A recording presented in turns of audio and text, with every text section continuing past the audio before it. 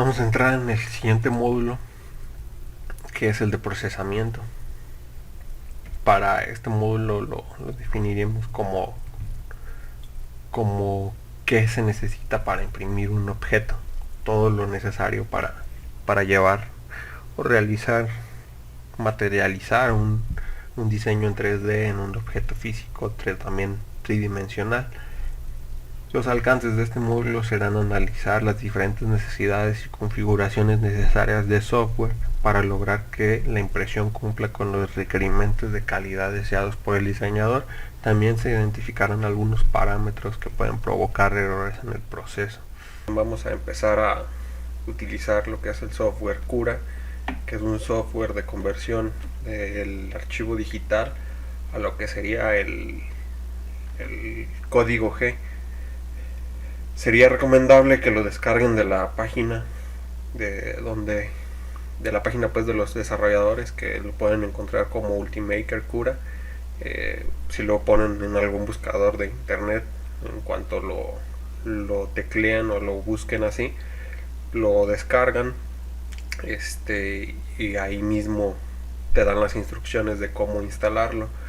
Aquí vamos a ver que en este entorno nos permite agregar impresoras tanto como si fueran de marca o algunas que nosotros podamos definir, ya depende pues de cada quien, pero pues ya cada impresora por lo general tiene un archivo o una definición de parámetros dentro de este software, en el que ya solo seleccionamos la impresora, la marca o el modelo que nosotros tenemos, y ya automáticamente se hace la configuración y el software nos maneja o nos configura los parámetros de de propios de nuestra impresora. En este caso, si nosotros requerimos utilizar desde ahorita, desde un principio, una impresora, o vamos a definir una impresora con unos parámetros específicos, o bueno, una impresora que no sea de ninguna marca, sino que simplemente para trabajar o para definirla así de rápido y saber cómo definir una impresora, vamos a abrir las opciones que acabo de seleccionar en el software.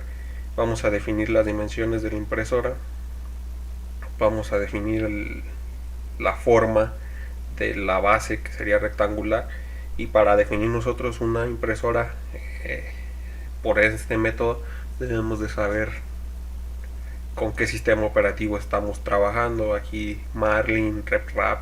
Este sistema operativo pues también ya depende de cómo nos arreglemos con esa impresora, o de qué, dependiendo de quién nos vendió el sistema de procesamiento propio de la impresora, pues nos tendría que especificar qué sistema operativo es el que está manejando. Y el extrusor lo tenemos que definir con qué boquilla lo tenemos, de 0.4 o el caso de que sea la boquilla que tenemos, y con qué filamento es con el que vamos a trabajar. Y sería todo por la parte de definir la impresora. Cada parámetro lo vamos a estar definiendo en lo que es la presentación, y vamos a estar viendo en dónde lo encontramos aquí dentro del mismo software de Cura, para que encontremos pues o sepamos dónde definirlo y en dónde lo podemos encontrar dentro del entorno de programación. Comenzando con el primer tema, vemos que es un STL. En realidad, ¿qué es un STL? Se puede definir como un formato o un tipo de archivo que contiene las instrucciones de impresión, de diseño. O sea, es como el código o los parámetros que definen lo que es un diseño en 3D, un diseño tridimensional. En realidad, pues, las siglas STL como tal, para lo que vamos a entrar, a efecto de no profundizar más en lo que sería el archivo, generalizar, entrar bien a lo que es cómo se genera un archivo STL o qué significa, no lo vamos a hacer. Lo único que vamos a hacer, o lo que vamos a tener en cuenta, es de que todos los que están en la impresión 3D si te quieres dedicar o empapar a esto, vas a tener que ver o vas a tener que estar escuchando constantemente el término de un archivo STL. Para fines prácticos o para fines no tan específicos, pues STL nada más nos define el tipo de archivo, el tipo de formato en el que se guarda un diseño tridimensional. Como les comentaba, pues en la impresión 3D se necesita una forma de almacenar la información del objeto diseñado, generalmente pues para que sea compatible con los programas de codificación para impresión en 3D. Es como si nosotros guardáramos un archivo en la extensión de Word o en Excel. Se guardan en un tipo de archivo. En Excel creo que es XLS, y en Word pues también tiene su tipo de archivo, y esto nos sirve para que el programa o el software en el que los vamos a abrir pues lo pueda abrir. En Word pues manejamos el .docx, y ya en cuanto lo abres pues Word sabe qué archivo es y lo abre y te muestra el documento de texto. Es algo parecido acá. El archivo es .stl, y cuando tú abres tu software de impresión en 3D o de procesado en 3D, pues te pide que tu archivo sea en STL, pero hay muchos pues más formatos de archivos o de diseño en 3D. Se cree pues hasta el momento que la STL proviene, no hay como un consenso de qué significa o quién, que el que creó el archivo, el formato STL en sí, no se sabe bien de dónde funcionó, de dónde recurrió, ni quién lo inventó, pero se cree que sus palabras significan Standard Tessellation Language en inglés, que en español sería lenguaje de teselación estándar. Este archivo se genera mediante programas de diseño asistido CAD, que pues son los programas o los software en los que uno diseña. Ya nada más cuando lo va a guardar pues uno selecciona que se guarde o que se exporte en formato STL. El STL almacena o almacenará la información del modelo 3D. Este formato se va guardando, se guarda en el archivo mediante la geometría de la superficie. El STL almacena la información del modelo 3D. Este formato describe la geometría de la superficie del objeto sin ninguna representación de color, textura o atributos del modelo.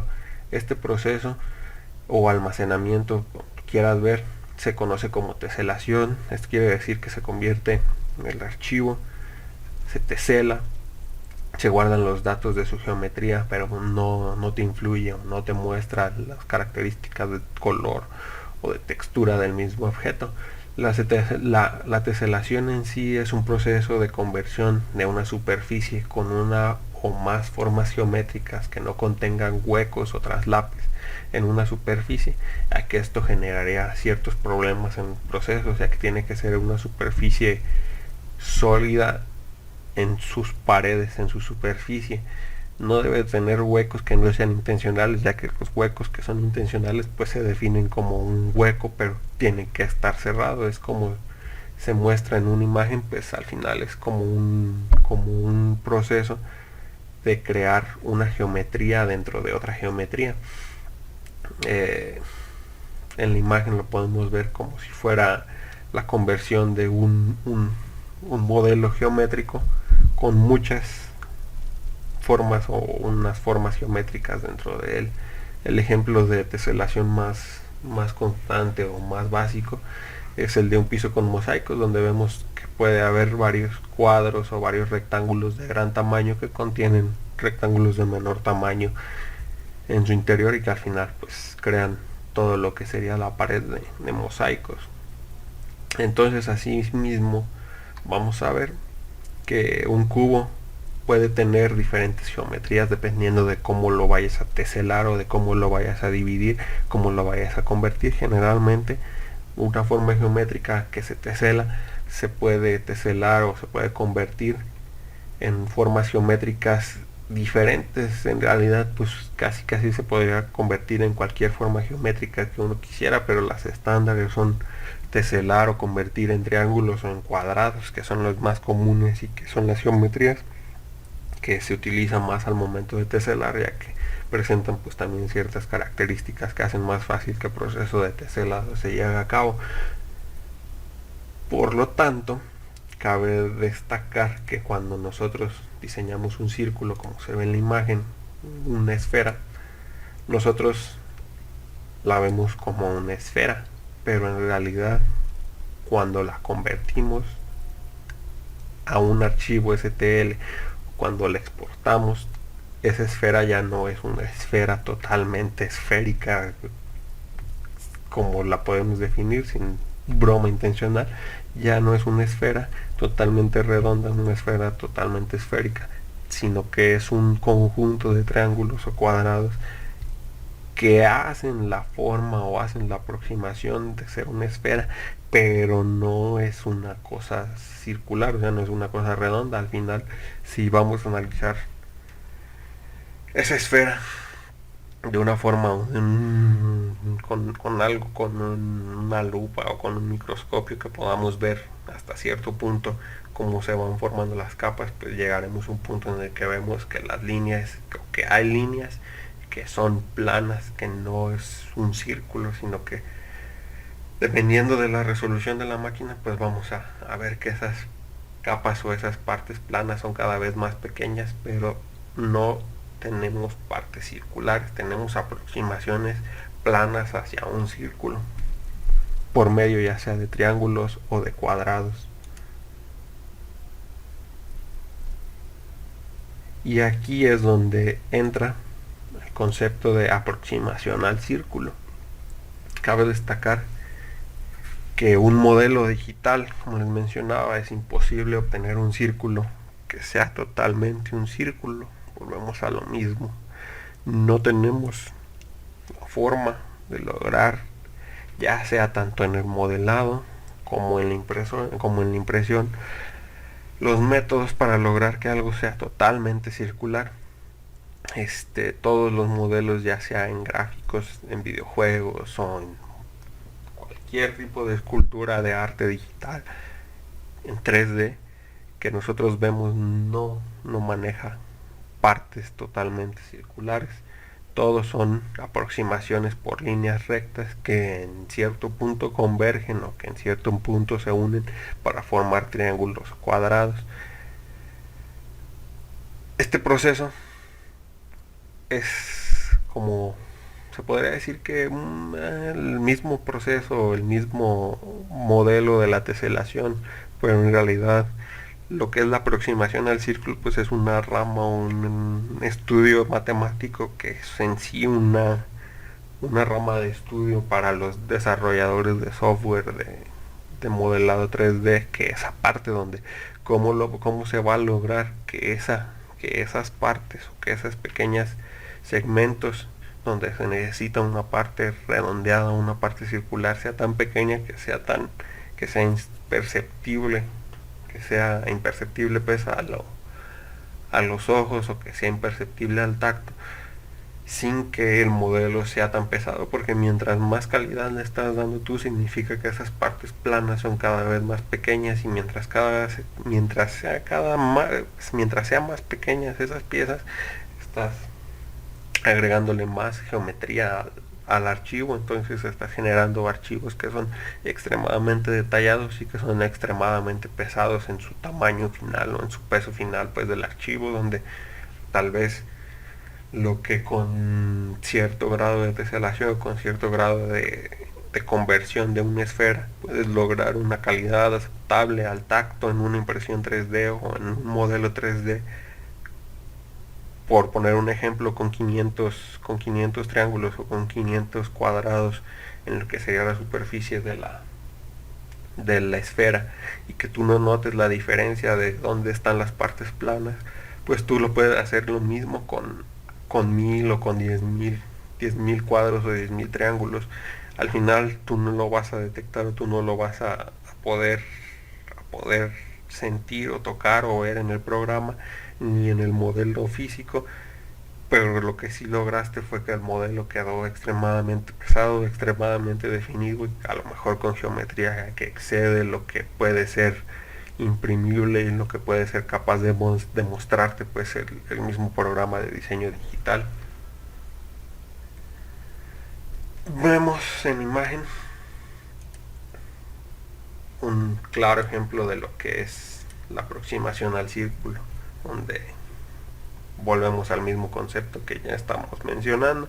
La imagen se ve como un círculo con cuatro caras, pues no es tan conveniente que nada más se defina por cuatro caras un círculo. Te quedaría un cuadrado, no un círculo. Pero sin embargo, mientras vamos aumentando el número de caras, por ejemplo con 8, pues ya es un octágono, pero es un poco más similar o se podría ver en un modelo impreso, en un modelo en 3D, más similar a un círculo. Con 12 este fenómeno se va haciendo pues cada vez más acercado al círculo. Y tal vez si seguimos aumentando el número de caras haya un momento en el que ya a simple vista no podamos definir o no podamos observar dónde empieza y dónde termina cada cara. Y podemos hacer cada vez la división más grande, pero pues hasta llegar a un punto en el que ya no sea perceptible y en el que ya no sea práctico aumentar el número de divisiones, el número de caras.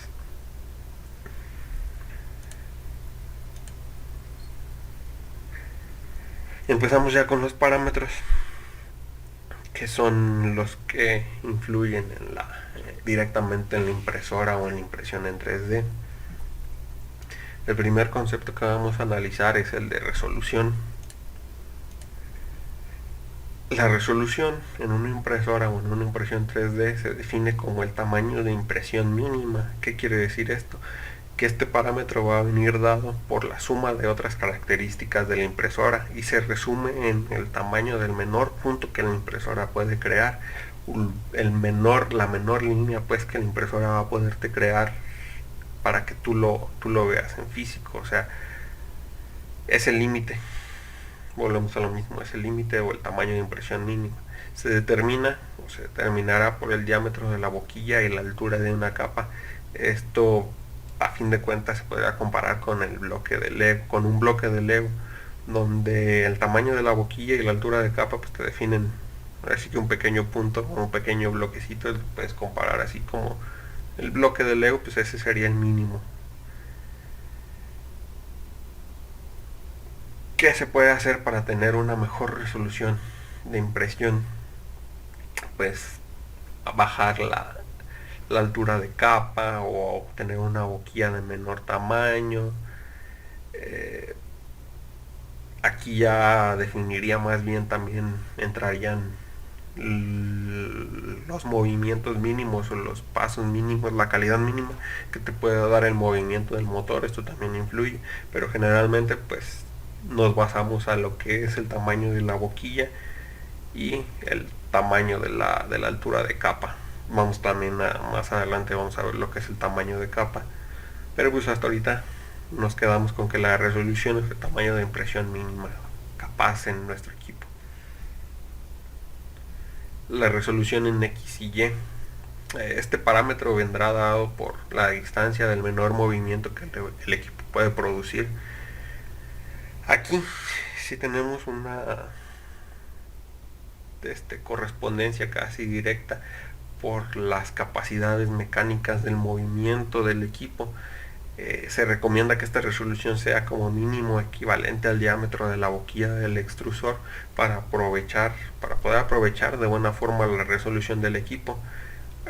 Aquí sí, a diferencia de la resolución mínima que viene dada casi nada más por lo que es la boquilla y la altura de capa, en esta resolución en X y Y sí involucramos lo que son los movimientos de los motores, ya que por ejemplo yo puedo tener una boquilla de 0.4 milímetros, pero si mis motores no son capaces de moverse en movimientos, o sea, de tener movimientos de 0.4, sino que el movimiento menor que nuestro motor es capaz de darnos 1 milímetro, pues no serviría de nada que yo tenga una boquilla de 0.4, ya que no voy a mejorar la calidad vendría dada por el movimiento mínimo de nuestra impresora. Un buen ejemplo, como se puede observar en la imagen, serían los DPI, que son los puntos por pulgada. Aquí vemos una correspondencia también con lo que los temas anteriores de lo que es la teselación y la aproximación al círculo, donde vemos que en realidad otra vez nada es totalmente circular, y vamos a ver que aunque la impresora suele dar la, la ilusión de que se está moviendo en el eje X y Y al mismo tiempo, no es cierto.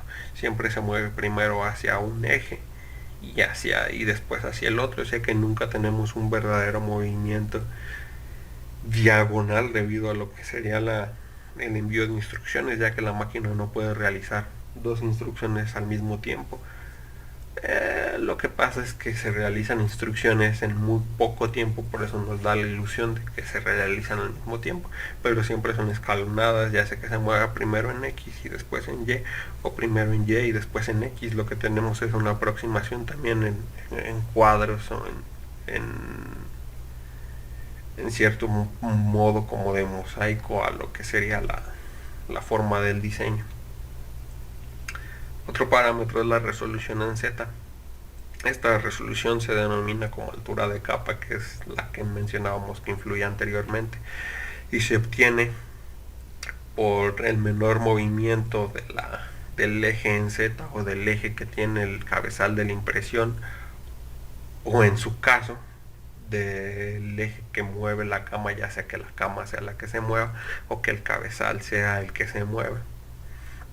La altura de la capa es crítica en casi todos, bueno, no en casi todos, en todos los modelos. Mientras más cantidad de resolución en Z se tenga, significará que el número de capas que se puede imprimir por milímetro o por unidad de medida es mayor. Entonces tendremos una calidad de impresión mayor.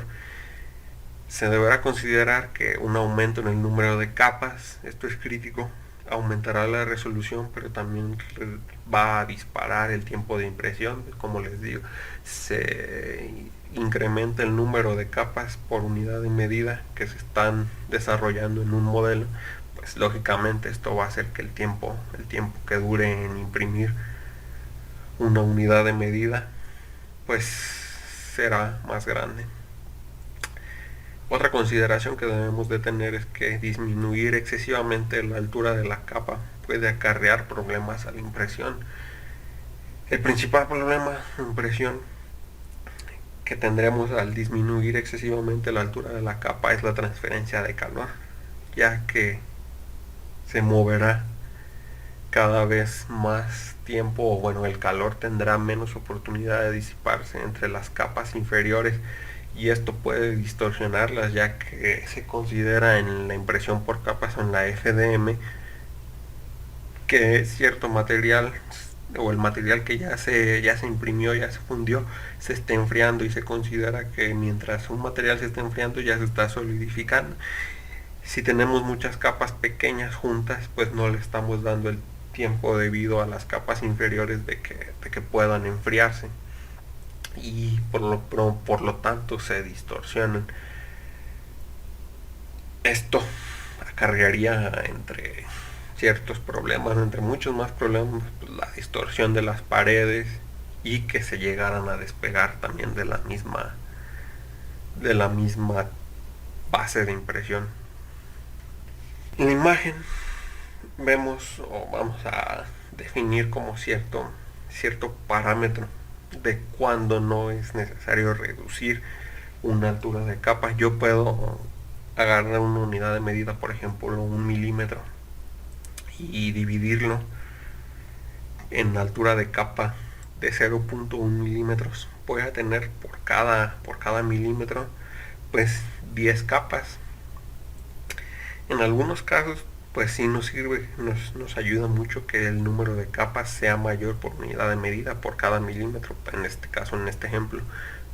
porque la calidad, como les menciono, va a ser superior, pero hay ciertos puntos o ciertas formas en la que la altura de la capa, mientras sea menor, no nos genera ninguna diferencia. Como podemos ver en la imagen, un número de mayor capas para una pieza que tiene paredes totalmente verticales no nos ayudaría en nada. Lo único que nos generaría es que la impresión dure muchísimo más tiempo sin ninguna mejora de calidad. No nos vendría a ayudar en nada. En la imagen de en medio vemos un ligero mejoramiento en lo que sería la calidad de la superficie de las paredes si dividimos en mayor número de capas, ya que vemos que los escalones o que las divisiones, la resolución, bueno, la calidad de la capa exterior sería cada vez más aproximada a lo que es una línea recta, que si dejamos una línea diagonal en este caso, que si dejamos la impresión con calidad de capa o con una altura de capa superior. Y vemos que en la última imagen, en la tercera, en la de la derecha, el número de capas que aumentemos sí nos brindaría una mayor calidad en las paredes exteriores de la pieza, siendo que, bueno, vamos a entrar también más adelante a lo que serían los soportes, siendo que si lo dejamos como está en la parte superior, por lo general nos va a hacer que tengamos la necesidad de generar soportes casi para todos los escalones que se ve que tenemos ahí.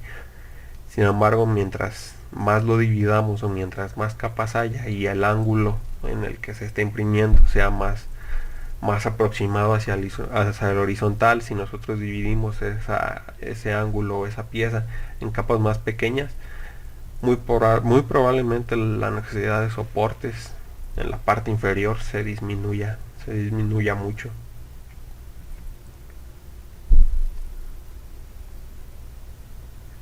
Vamos a entrar ahora a lo que es el soporte. Por lo general, cuando un modelo tiene voladizos, tiene ángulos o puentes que no son soportados por alguna estructura del mismo diseño, será necesario agregar soportes. Al mismo tiempo, para poder imprimirlo, para que no se vaya a colgar o para que no vaya a ese material escurrirse en cuanto lo estás imprimiendo. En las imágenes vamos a ver un ejemplo de donde se pueden aplicar voladizos y donde los puentes o la definición pues de cómo son los puentes, los voladizos, los ángulos, y los overhang, que son como voladizos y puentes, la diferencia entre voladizos y puentes. En la Y, en lo que sería la imagen que tiene ahí una Y, vemos lo que son voladizos, pero con un ángulo que es diferente a 90 grados. En lo que son este tipo de voladizos con un ángulo diferente a 90 grados, pues dependerá de si son mayores a 90 o menores de 90. Si son mayores de 90, mientras mayores sean de 90, podemos evitar la necesidad de soportes mediante la disminución de la altura de capa. Bueno, la importancia aquí de esta imagen es definir o que nosotros conozcamos bien lo que es el concepto de voladizo, puente y los dos tipos de voladizos que hay, ya sea en ángulo recto o en ángulos diferentes a los de 90. Los soportes ayudan a imprimir un objeto con voladizos, pero no todos los voladizos son necesariamente, no todos los voladizos necesariamente utilizan un soporte. Para esto, como les mencionaba anteriormente, existe una regla, la regla de los 45 grados, que dice que si el voladizo es menor de 45 grados respecto al vertical, podrá ser capaz de imprimirlo sin soportes. De lo contrario, los soportes serán necesarios. Y aquí en la imagen vemos un ejemplo de lo que sería esta regla, donde 30 para arriba, de 45 para abajo, pues, o sea, menor ángulo, no es necesario tanto el soporte, pero mientras sea el ángulo mayor, pues es recomendable que los soportes se generen. Las impresoras 3D trabajan con un pequeño desfase entre las capas, lo que quiere decir que aunque se impriman varias capas alineadas verticalmente, en la realidad, de efectos prácticos de estas capas, la verdad, no están alineadas perfectamente y se llegan a ver como escalonadas aunque tengamos un ángulo o una línea recta vertical. Esto y debido a esto se puede lograr la regla de los 45 grados, ya que por lo general se van intercalando. Una capa se ve que está un poquito más salida, mientras que la capa que sigue se ve que está un poquito más adentro, y así sucesivamente. Pues esto genera que la regla de los 45 grados pueda llevarse a cabo o pueda comprobarse prácticamente. Esto se puede ver en las imágenes que se presentan a continuación, donde una Y o la Y del ejemplo anterior se imprime bien sin ningún tipo de soporte, mientras que los voladizos en la T, al ser de 90 grados, pues necesariamente ocuparían los soportes. Y en la siguiente imagen vemos lo que pasaría si intentamos imprimir un voladizo de más de 45 grados, en este caso un voladizo de 90 grados sin soportes. Pues la verdad no hay una forma en la que el filamento o el material se sustente, ya que queda volando en el aire, queda flotando en el aire, y se empieza a formar la impresión, o el diseño se empieza a tomar forma hasta el punto superior, o hasta un punto en el que el mismo material que se va haciendo bolas o que no está tomando forma se va solidificando y se hace como una capa ahí de costra rara, en la que, pues, debido al que ya eso ya se solidificó, pues le funciona como de soporte a lo que se está imprimiendo arriba, pero pues en realidad está mal. De igual forma que con los soportes para los voladizos, tenemos lo que sería un puente. ¿Qué es de diferente un puente con un voladizo? Como lo vimos en el ejemplo, entre la T y la H, la T tiene las dos partes volando hacia la orilla después de un pilar central, y un puente, que sería representado como la H tiene unos dos pilares en los extremos, y la parte que vuela está en el centro.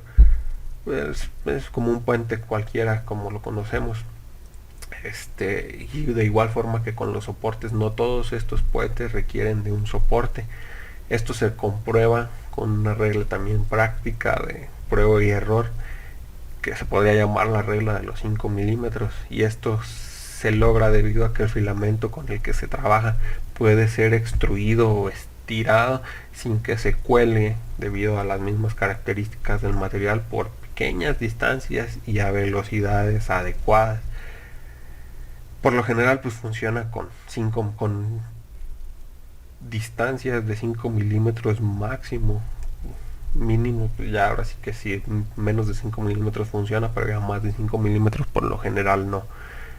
Y para algunos casos de más de 5 milímetros llegaría a funcionar, pero se tienen que arreglar o adecuar ciertas condiciones de velocidad y de temperatura. En la imagen podemos ver como hasta los 5 milímetros el puente, el filamento de esa parte, no se ve que tenga una gran distorsión hacia menor tamaño, pero hacia mayor tamaño pues ya la calidad o el puente o la línea horizontal recta que debería de estar ahí no existe.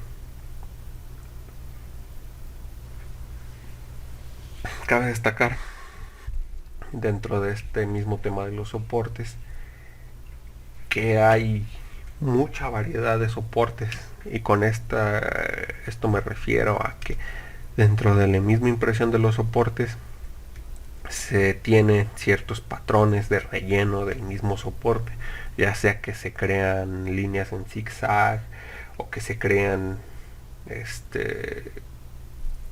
diferentes tipos de formas. Cada forma tiene sus ventajas, sus desventajas.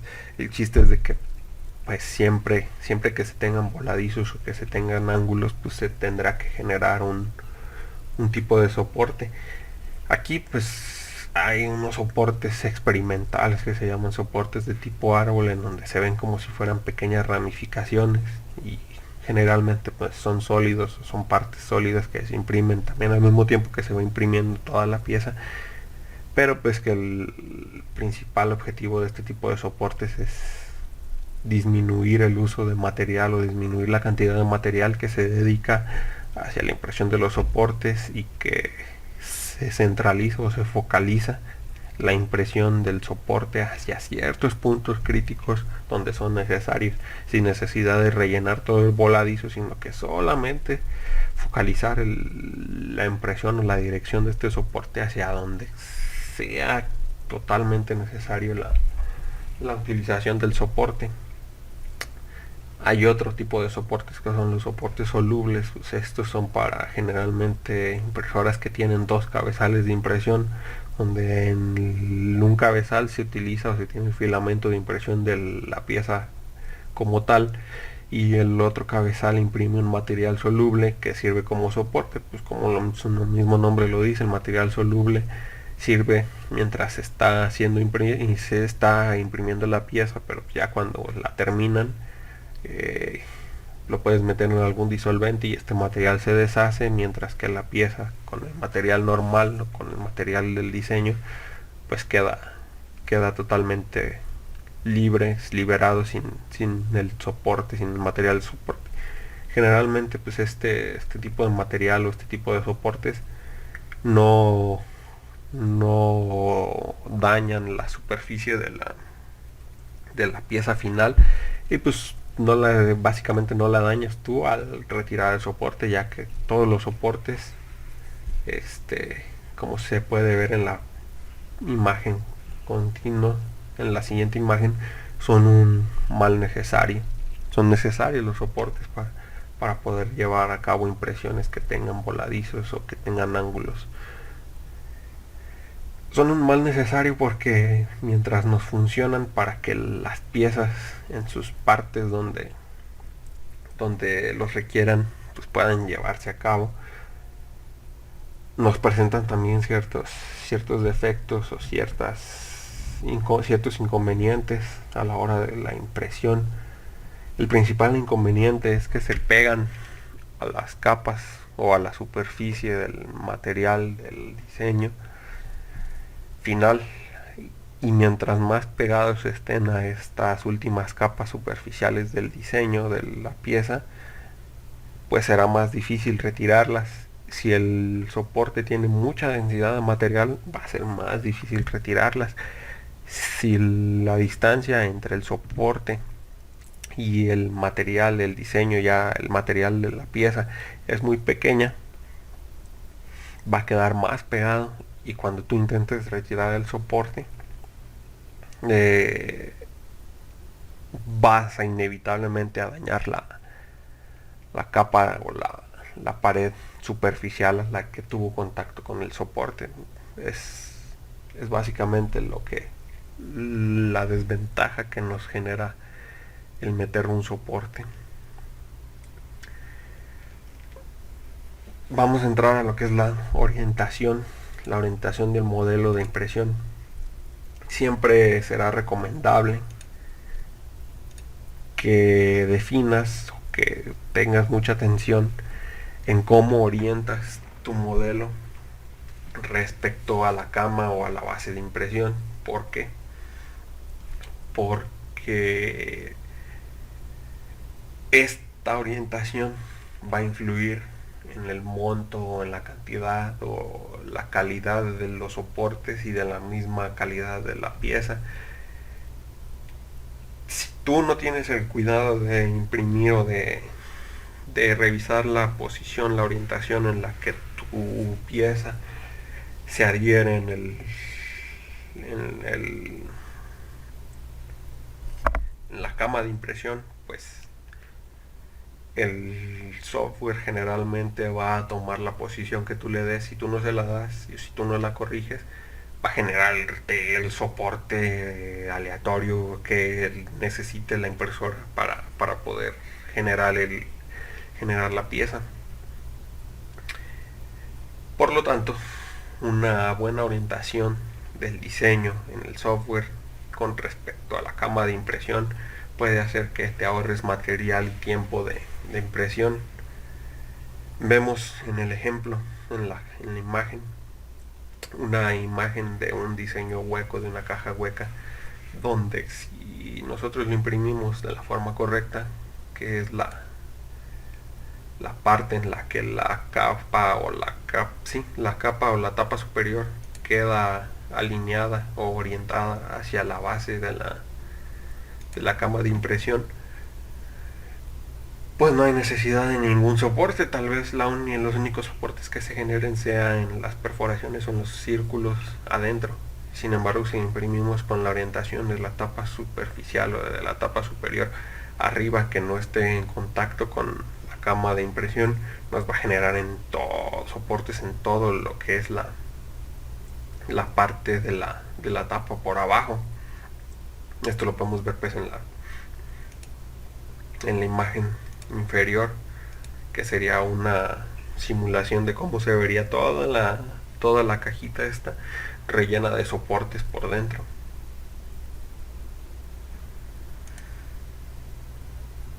Vemos otro ejemplo de orientación, que sería el de este pequeño maniquí, donde si lo dejamos así, pues el brazo se consideraría como un voladizo a 90 grados y nos rellenaría todo el área de abajo del brazo de soporte, de material de soporte, que pues al final de cuentas sería un desperdicio de material de soporte.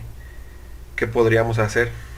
Tal vez, dependiendo de la calidad y de la resolución de nuestra impresora, y más que nada de la altura de capa, lo que podemos hacer es reorientar el modelo, girarlo para que da con la altura de la capa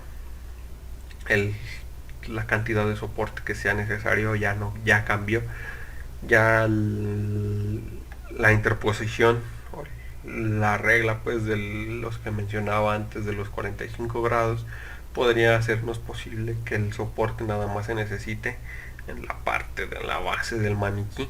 Todo lo demás sería posible imprimirlo con la misma altura de la capa, sin necesidad de tanto soporte. Pues ya ahí vemos un ejemplo